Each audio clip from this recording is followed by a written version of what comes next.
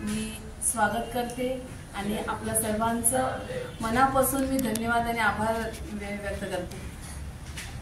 मी सौ अन्नपूर्णा कोरगावकर येत्या नगर परिषदेचे नगराध्यक्ष इलेक्शनसाठी अपक्ष म्हणून फॉर्म भरलेले आहे।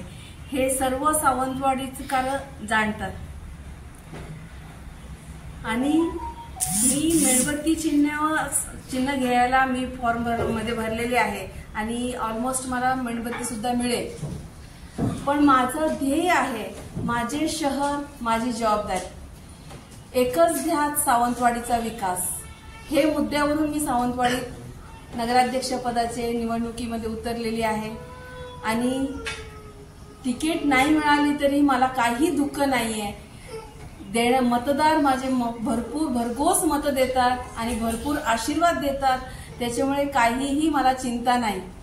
पूर्ण श्रेय माझे लाडके मतदारांना जाते, माझे लाडके सावंतवाडीकरांना जातात आणि मी आता घरोघरी फिरते तेव्हा भरपूर प्रेम करतात, त्याच्यामुळे मला अजिबात थकवा पण जाणवत नाहीये आणि तिकीट मिळालं नाहीये मी विसरून सुद्धा गेली। सावंतवाडीकरांचं युवकांसाठी, महिलांसाठी आणि सावंतवाडी शहरासाठी भरपूर काम करायचं आहे। युवकांना रोजगार निर्मिती करायची आहे।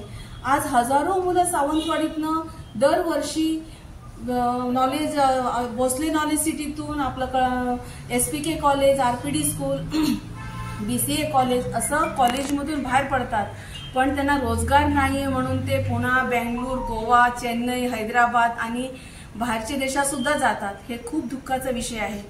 ह्याच्यासाठी मी छोटंसं एक IT कंपनी गेल्या 2 वर्षापासून चालू केलेली आहे आणि कृषीच्या माध्यमातून सुद्धा रोजगार निर्मितीचे प्रयत्न केलेले आहे।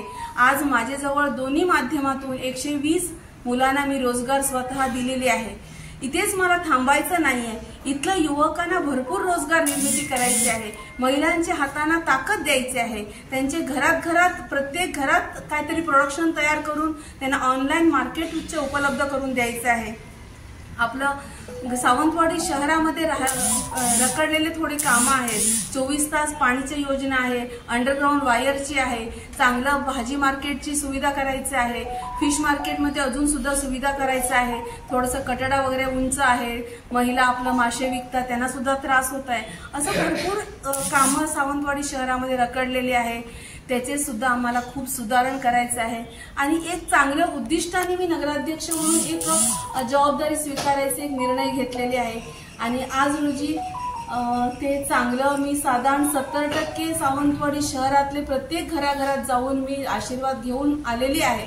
थोडंसं राहिली आहे ते आता येत्या 2 दिवसात मी कंप्लीट करणार आणि हे मी तिकीट मागायच्या आधीच मला शहरवासियांनी ओपन आरक्षण पडलं तेव्हाच भेटून सांगितलं, वहिनी तुम्ही थांबायचं आहे इलेक्शनला, म्हणून मी हे निर्णय घेतला आणि सर्व पत्रकारांचे सुद्धा मला